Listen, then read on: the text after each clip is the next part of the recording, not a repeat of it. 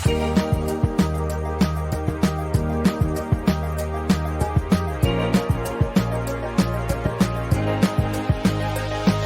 it's Mike Stiles, and this is This Week in the Metaverse, your weekly newscast that keeps you up to date on everything that isn't real and yet is. It's February 27th. Let's find out what happened around the Metaverse this week. Illinois, home to Chicago and then all those other towns that are in Illinois. And state legislators there might pass a bill designed to help everyone they assume is stupid to avoid getting ripped off in blockchain transactions. Cryptopolitan's Jay Hamid reports it's called the Digital Property Protection and Law Enforcement Act. Don't you just know there'll be an action-packed TV show one day called Chicago DPPLEA? It means well, many bills do. It's supposed to protect investors by letting the Attorney General or a state's attorney get a court-ordered blockchain transaction without needing a private key.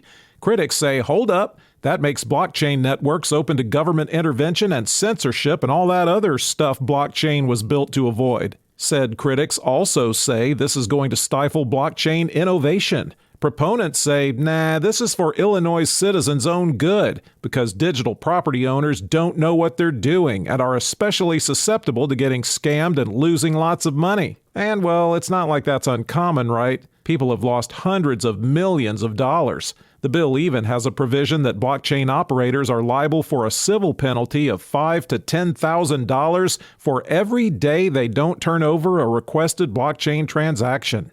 Do you want complete privacy in the metaverse? A new study says you're out of your naive little mind. Dr. Louis Rosenberg, chief scientist of the Responsible Metaverse Alliance, tells us about a new paper from the University of California, Berkeley that came out of the largest dataset study of user interactions in VR ever analyzed for privacy risks. The big takeaway? It doesn't take much data at all to uniquely identify who you are in the metaverse.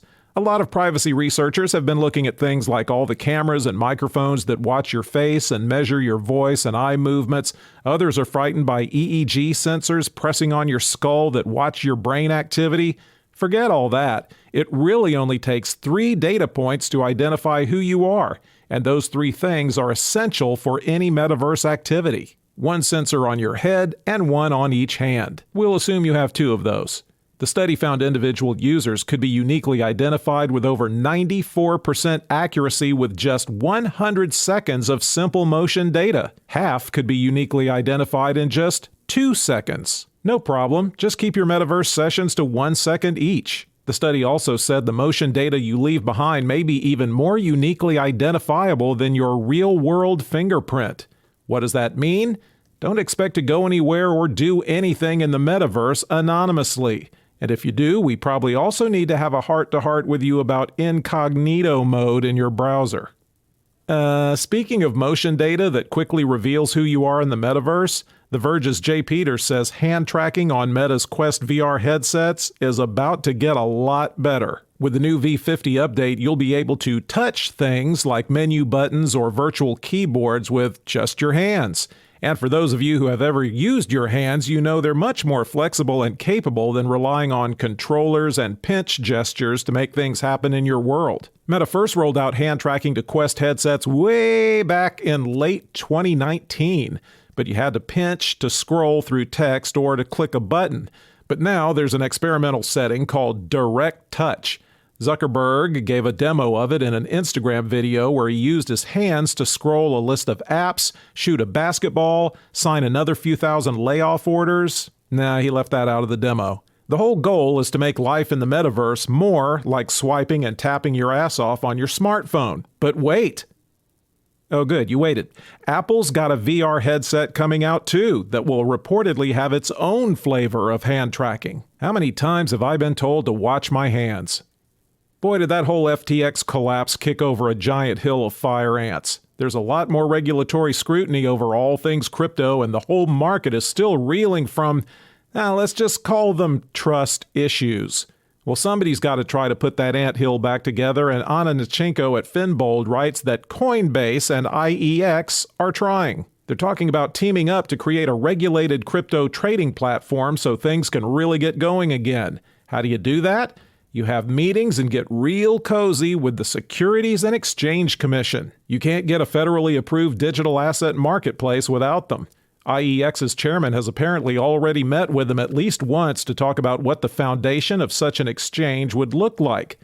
Actually, somebody else was already talking to them about the same thing. You know who that was? FTX's Sam Bankman-Fried. IEX obviously had to find a new partner, what with SBF looking at up to 115 years in prison, and it looks like Coinbase got asked to the dance. You know how annoying it is when you're visiting friends and they force you to watch their old home videos? Now imagine them slamming a VR headset onto you so you could experience their dull videography of their vacation to Punta Cana in immersive VR. Ian Dean, digital arts and design editor at Creative Blog, recently wrote about the upcoming app Whist, Immersive Memories. It's in private beta on iOS and MetaQuest 2. So what it does is you upload your old videos, all those memories, both wonderful and filled with repressed pain and anxiety, and the app takes that 2D information and calculates the 3D data needed to make it a VR experience. Whoosh! Back in time you go to relive your old memories, which you worked so hard to rewrite and improve in your head all these years. Ian reminds us of things like Minority Report, where Tom Cruise remembers his dead wife and child, and how Kanye West surprised Kim Kardashian with a hologram of her dead dad. How does the finished product look? Not great. The resulting video is described as ghostly, so it'll be more like having a weird dream about your memories after eating tamales right before bed. But again, it's in beta, so it might get better. Congratulations to Neil Mohan. Who? He's YouTube's new CEO, that's who. He was chief product officer for over 7 years and was key to things like YouTube TV and YouTube Music, so he's pretty well thought of. And Decrypt's Andrei Bogonsky reports that his elevation to corporate Mount Olympus bodes well for Web3 stuff. Mohan has the proverbial open mind about it and has said YouTube is looking at ways to possibly integrate Web3 technology. Yeah, my dad said we would possibly go get ice cream, too. He said there's a lot to consider in making sure we approach these new technologies responsibly, but we think there's incredible potential as well. Neil Mohan said that, not my dad. For example, he thinks NFTs might be interesting as a verifiable way for fans to own unique videos, photos, art, and experiences from their favorite creators. He's a little cooler on the Metaverse, saying it's still in the early days, but the company wants to bring more interactions to games and make them feel more alive. YouTube's parent company, Google, has certainly leaned into Web3 services lately. In October, they launched a cloud-based service for Ethereum projects and developers called the Blockchain Node Engine to bring reliability, performance, and security to digital assets. It's going to expand that to the Solana blockchain as well. So YouTube could benefit from everything Google learns along the way. That's all we've got for you this week. Give us a rating and review. Hell, just have ChatGPT write it, and we'll be back next week.